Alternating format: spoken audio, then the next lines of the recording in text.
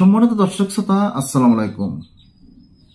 সেই 5 আগস্টের যে ঘটনাগুলো ঘটে গেছে, এই ঘটনাকে প্রত্যেকটা নেতাকর্মীরাই ভয় পাচ্ছে। যেমন বিশেষ করে বিএনপি আরো ভয় পেয়েছে।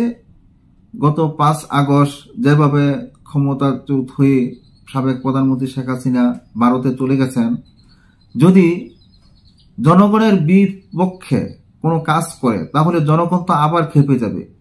বিএনপি এমন একটি ভয়ের মাঝে আছে। এমন একটি কথা প্রকাশ করেছেন তারেক রহমান যে জনগণের বিপক্ষে কাজ করলে বিএনপির পরিণতি 5 আগস্টের মতোই হবে। তারেক রহমান, এখন বিএনপির ভারপ্রাপ্ত চেয়ারম্যান তারেক রহমান যে কথাটি বলেছেন, এটা তো সঠিক কথাই বলেছেন। উনি যে ভেবেছেন যে আজকে যদি বিএনপি যদি শেখ হাসিনার মতনই করে তাহলে তো আমাদের অবস্থা তেমনই হবে। এখন আমরা যদি এর সাথে ভালো কাজ করতে পারি তাহলে তো আমাদের আরো উন্নত হবে, আমাদের দলের আরো সুনাম বাড়বে।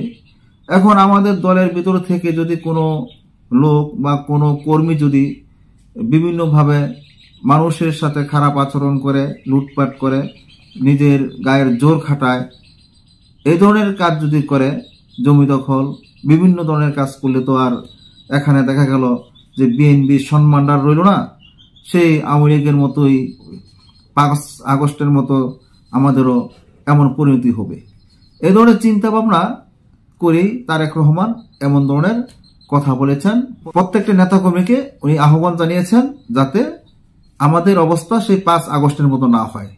এখানে তাহলে জনপ্রিয় পত্রিকা জনকণ্ঠ থেকে একটা প্রতিবেদন সংগ্রহ করেছি। সেই প্রতিবেদনের মাধ্যমে দেখব তারেক রহমান কেন এই কথাটি বলেছেন। জনগণের বিপক্ষে কাজ করলে বিএনপির পরিণতি 5 আগস্টের মতোই হবে বলে মন্তব্য করেছেন বিএনপির ভারপ্রাপ্ত চেয়ারম্যান তারেক রহমান। মঙ্গলবার 28 জানুয়ারি বিকেলে খুলনা প্রেস ক্লাবের ব্যাংকুয়েট হলে রাষ্ট্র মেরামতে 31 দফা জনসম্পৃক্তি প্রশিক্ষণ কর্মশালায় প্রধান অতিথির বক্তব্যে একথা বলেন তিনি। কর্মশালায় ভার্চুয়ালি যোগ দিয়ে তারেক রহমান বলেছেন, বিএনপির সবচেয়ে বেশি সম্ভাবনা সরকার গঠনের।